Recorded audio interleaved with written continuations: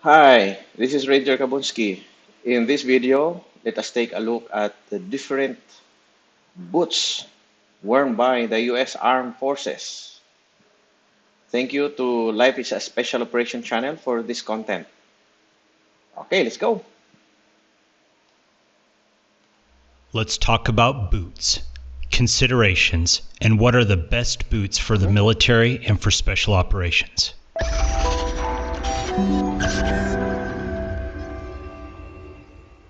As an aspiring member of the military, Our YouTuber is a former member of the Special Operations Forces. He is a U.S. Ranger and also a U.S. Special Forces Delta Force member. Okay. or the prestigious special operations community, you can expect to be on your feet in all types of terrain, in all types of Makaka-relate dito yung mga nag-ROTC na bumibili ng boots, yung nasa reserve force, at of course, lalo na kami na nasa active service. Makakuha tayo dito ng idea anong klaseng boots ang dapat pala nating suotin, ano ang mga considerations, at ano ang kulay, tactical considerations yan, and type of environment na kung saan tayo mag-operate. Panoorin natin. of conditions for a significantly longer period of time each day. And this is why it's important to choose and wear the right footgear. Let's talk about the importance of footwear, boot development, fitment, considerations, and alternatives. I get a lot of questions about footwear these days. It seems kind of funny since, in my humble opinion, all boot options these days are wonderful. Boots nowadays are like tennis shoes. They're light, they're soft, they have great soles. You can get them insulated and or in waterproof variations depending on the environment or mission.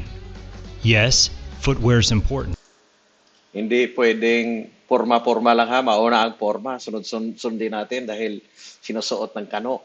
Anong klase, ano ang material, ano ang design, yun ang titingnan natin. Just like socks.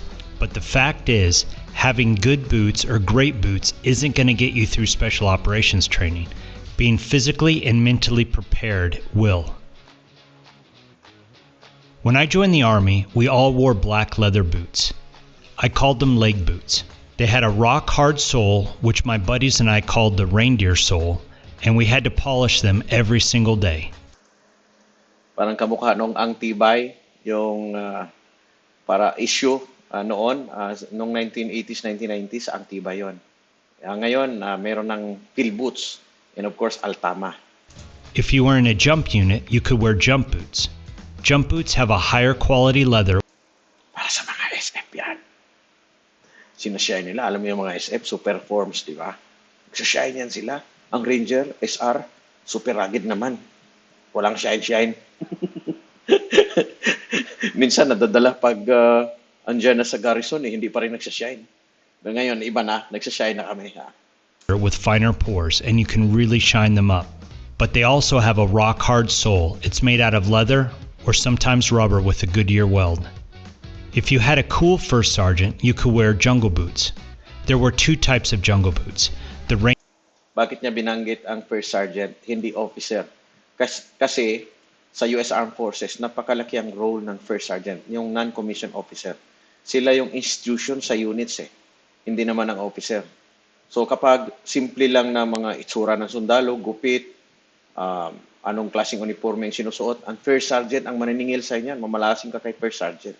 Yan ang totoo niyan, ha? Not the officer. Kasi kung ginagawa ng officer yan, micromanagement tawag doon, ha? Reindeer sold jungle boots like these desert boots and a cheap Chinese knockoff jungle boot which had a rock-hard sole. Yung iba naman, basta porma, kahit mura, gawang China. Tapos grabe yung pagsisisi mo dahil puro sunog yung paa mo na, alam mo na yon. You can see these sharp edges on the rubber of the sole. This is the main indicator that they're $20 Chinese knockoffs. These boots are the worst of the worst. $20 as compared to $100 to $200 na original at validated, tested ng mga kilalang armed forces.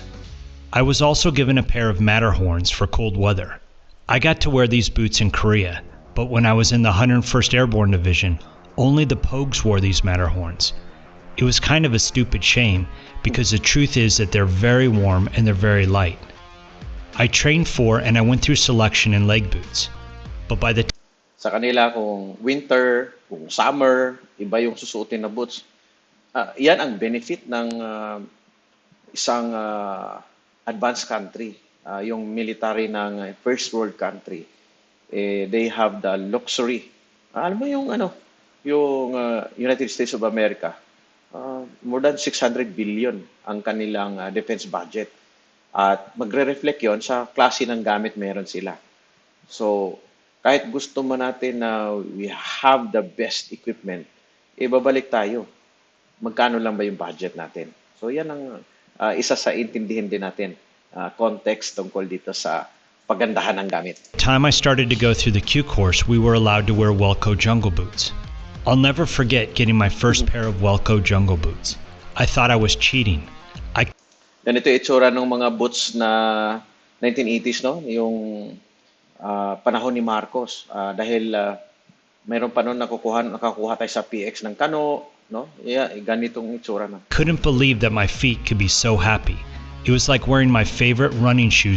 Minsan doon sa Dao, sa Pampanga, Dao, marami doon, galing US ng mga gamit. Kanya-kanyang bilihan, 1980s, kinikwento ng mga senior namin. Na pag-report nila 1980s, no? Pag-report nila sa Philippine Army, napakapangit ang gamit. Kaya kung gusto mo ng comfortable na gamit, pupunta ka sa Dao. Andun yung surplus na galing sa mga American forces na naka-station dito sa Pilipinas. At doon ka, magmukha ka rin na tunay na sundalo. Ha? Kwento yan, katotohanan yan. Hindi na yan ngayon. Well, hindi na masyado kasi mas improved na yung aming gamit, no? As compared before. Pero meron pa rin bumibili doon sa Dao, ha? Meron pa rin. And kahit saan naman ngayon, meron na online, tapos karamihan, yun nga, China-made. Kaya minsan wala sa ayos. Pati nga mga optics, di ba? Bibili sila, pagtiyagaan na, purma-purma yung mga tropa natin, China-made lang. And ang nangyayari, hindi na, actually, lalo lang pinahirapan sa sarili, hindi na makatama. And kung boots, nagtiis ka bumili ng mga knock-off, made in China, pinahirapan mo sarili mo. Bubuka yan. No? Warak yan. Pag iakyat mo yan doon sa sinumaan sa Sulu, kaya dito sa Cordillera region, di ba? Warak yan. So we really have to take care of ourselves dahil kung bili ka ng bili dyan, purma-purma, tapos in the end, ikaw rin mag-sacrifice, no? And uniforms. I then wore those boots for all of the Q course, in warm weather and in cold. I actually went to Ranger School after the Q course and was a Winter Ranger. The way I remember it was that we had to wear all leather. Sinasabi na Winter Ranger, nag-undergo siya ng course during the time ng winter. Siguro dyan sa bandang August. Before sa August, no? July, ganyan. Sobrang lamig. Leg boots for bending and mountains, but we could wear jungle boots for Florida. It wasn't that hard to make the transition back to old school leg boots. The fact is, by that time, I was hard as nails and nothing would have slowed me down. Naalala ko pa dati, merong boots na tipong pag matagal mo nang sinusuot, parang may tumutusok na pako doon sa paa mo. Klaseng boots yun, sobrang, alam mo yun, gusto kong hanapin yung supplier nun eh. At saka sino yung pumayag na yun ang klase na pahirap sa end user eh. Ang tiniyente kami ganun eh. Over the next 10 years, I've been issued a dozen pairs of desert-issued boots. Some for the summer. Tandaan nyo, yung kulay brown, desert issue. Yung sa mga mahilig magsuot ng kulay brown dito sa Pilipinas, desert issue para sa disyerto. Kasi yun yung kulay doon sa desert. And some for the winter.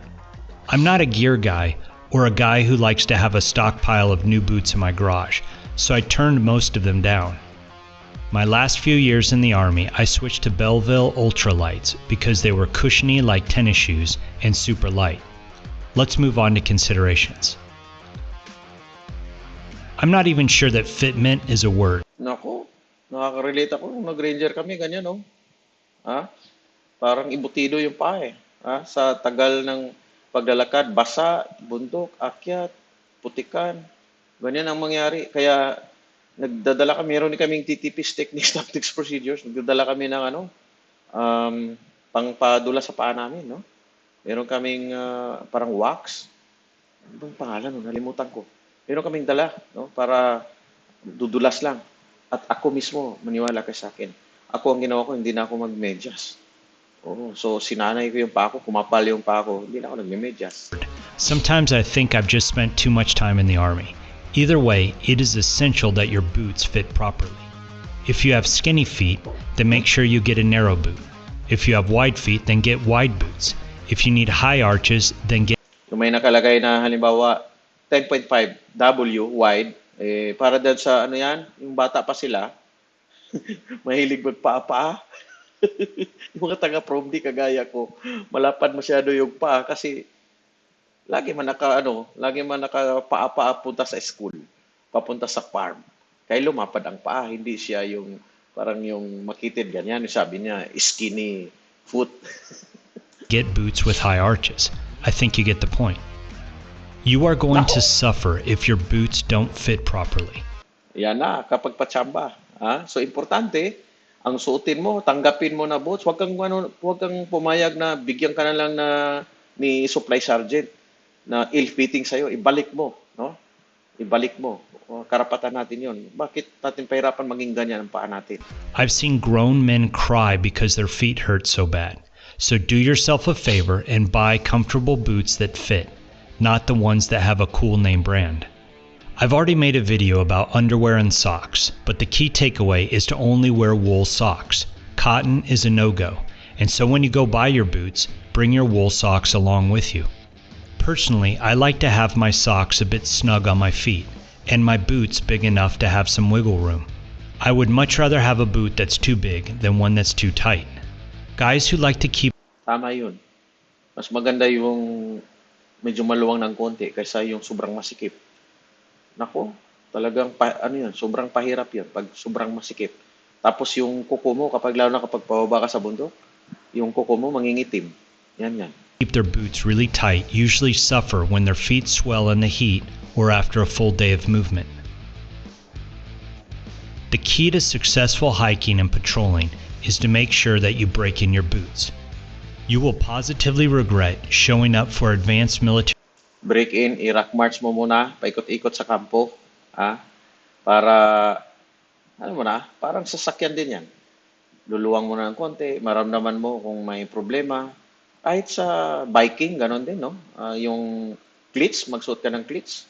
Naku, kailangan i-break in mo yun. Otherwise, sunog-sunog paa mo nun, no? Ganyan. The same din dito sa combat boots ng military. training in boots that are not broken in. Let's talk about price. The best boot is a free boot. So if you get issued the best boot is a free boot. Pero kung ibinigay sa iyo patsamba yung specification, ang sakripisyo ay doon sa end user. So kung ako yung taga-bili, part ako sa procurement process, ang lagi kong iniisip ay ang kapakanan ng mga sundalo, lalo na taga-infantry, na umaakyat papunta doon sa bundok, nagpagkahirap. Yan. Kami ngayon na andito na kami sa higher headquarters, ang inisip namin parati ay ang aming mga tao na nagsasakripisyo dito sa pagsusuot ng mga boots na ini-issue namin sa kanila. The standard Belvilles or Danners, then break them in and wear them out. They're good boots and will last a long time. A good military boot should run you between $80 and $150. Anything over that, and I would say look for something cheaper. Punta ka sa Ranger Joe, doon sa Columbus, na kung saan andun ang Fort Benning, Georgia. Sa Ranger Joe, kung gustong brand nyo, meron. At meron din tipong siguro tinurn in o parang nag-owl siguro yon. Merong slightly used, meron ding never been used, pero mabibili mo around $20. Technique para doon sa mga mapunta sa Fort Benning, Georgia. Ranger Joe. Doon ako namili. Again, I advise you not to get the old school jungle boots, but if you do, please get the $100 ones with the reindeer sole. They're miserable shoes and as hard as a rock, but they're so much better than the $24 Chinese knockoffs. Oh, wag Chinese. Galit sa Chinese to. These boots are the worst and most uncomfortable worst? boots in the world. This is Maybe this one is taken from personal experience. mass-produced 1960 technology.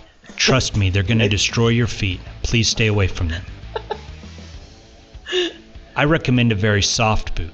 This will protect your feet and joints. In the Philippines, we have Altama. Altama boots. I'm surprised it's not included in the list that he presented, but it's also a good boot. And when I was in Australia, it is one of the boots issued to the ADF, or Australian Defence Force. They have Bates and Altama. If you feel like you're wearing tennis shoes, then you've chosen well. You can see that this sole in the boot is solid. Don't get it. This boot is softer and feels like walking with a pair of running shoes. My Matterhorns had a Vibram rubber sole glued to a foam pad. That makes them light and soft. Yun namang in-issue dati, pang garrison. Pag iakyat mo sa bundok, pang-tumbling ang abutin mo. Hindi ko nabanggitin ha. Meron yan. May na-issue dati. Grabing sisi ko. Pagdating ko sa aking batalyon, sinabi ko sa aking mga tropa, pag marinig nyo, lumagabog dyan sa labas, tinapon ko yung boots kung walang kwenta. Bagong-bago, pero nag-i-slide ako sa bundok. That is not for jungle terrain.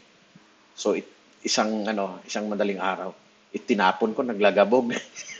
Pinagkukuha ng mga jaguar ko. Yung mga escort ko na nasa katabing barracks lang. It's the same sole I have in my Danner hiking boots. I've had these things for years, and for me, they're the best around. This boot has the same grip and is also cushioned by a foam pad.